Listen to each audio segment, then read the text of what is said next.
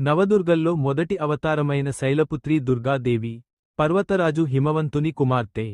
కఠోర తపస్సు ఆచరించి, ఆమె శివుణ్ణి భర్తగా పొందింది. ఈ అమ్మవారిని పార్వతీ మరియు హైమవతి అని కూడా పిలుస్తారు. శైలపుత్రి దుర్గాదేవి అచ్చంగా పార్వతీదేవి. శివమహాపురాణం ప్రకారం ఈ భూమి అంతా శైలపుత్రీదేవిలో నిబిడీకృతమై ఉంది. ఈ సృష్టిలోని ప్రకృతి అంతా ఆమె శరీరంలోనే ఉంది. పూర్వపు జన్మలో ఆమె దక్ష ప్రజాపతి కుమార్తె సతీదేవి. తండ్రికి ఇష్టం లేకపోయినా నిత్య శివకుటుంబిని అయిన అమ్మవారు శివుణ్ణి వివాహం చేసుకుంటుంది. ఆ కోపం మనసులో ఉన్న దక్షుడు పెద్ద యజ్ఞం తలపెట్టి, శివుణ్ణి, సతీదేవిని ఆహ్వానించడు. పుట్టింటిపై ప్రేమతో పిలవకపోయినా అక్కడికి వెళ్లిన సతీదేవిని అవమానిస్తాడు దక్షుడు.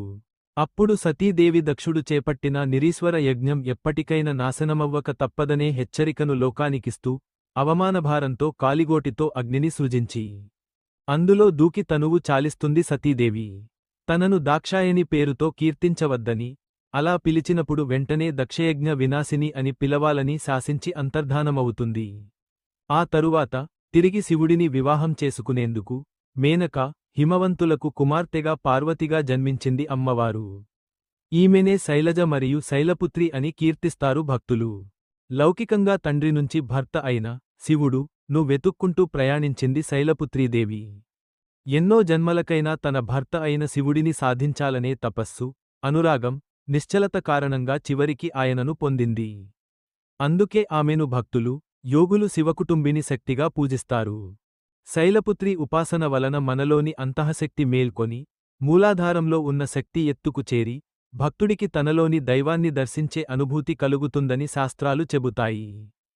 యోగపరంగా నవరాత్రులలోని మొదటి రాత్రి చాలా పవిత్రమైనది, కీలకమైనది. ఈ రాత్రి శైలపుత్రి దుర్గాదేవిని ధ్యానిస్తే ప్రకృతి స్వరూపిణి అయిన దుర్గాదేవిని చేరుకునేందుకు సులభంగా ఉంటుంది అని అంటారు.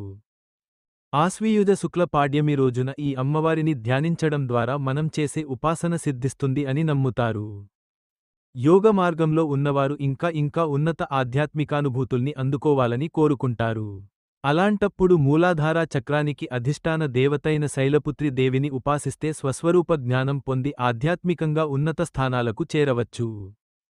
శైలపుత్రి దుర్గా ధ్యాన శ్లోకం: వందే వాంఛితలాభాయ చంద్రార్ధకృత శేఖరాం వృషారూఢం శూలధరాం శైలపుత్రీం యశస్వినీం.